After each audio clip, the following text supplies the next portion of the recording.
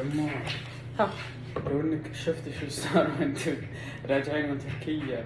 شو صار؟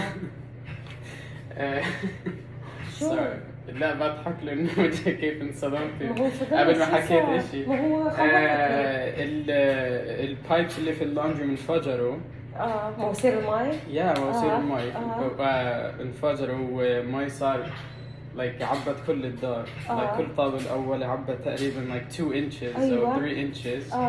وما عرفتش شو اسوي، فاتصلت عمي سالم وحكيت معه واجوا على الدار، وحكيت مع عمي لؤي واجوا على الدار وكلهم اجوا على الدار. ستي اجت على الدار، كلهم اجوا على الدار. كلهم اجوا على الدار عشان يساعدوني، لانه لو انك شفت قديش المي لوين وصلت.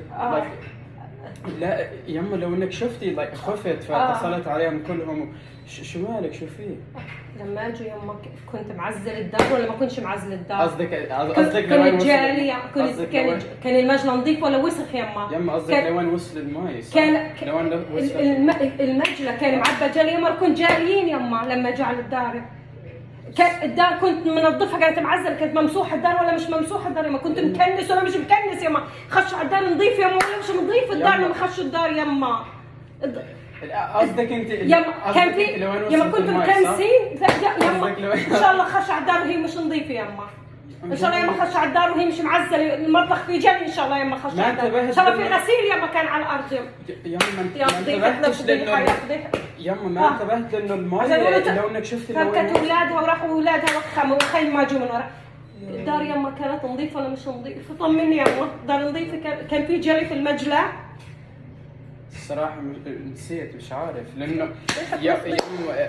ما انتبهت لأنه المي يما يا سواد وجهها كان في تقريبا 3 inches يما مي على الأرض. يا سواد وجه المجلى كان ممسوح، الغاز كان مليف. طيب الغاز كان مليف، الغاز خلص. كل شيء كان نظيف يما، كل شيء كان نظيف. يا فضحتها يا سواد وجهها نهال.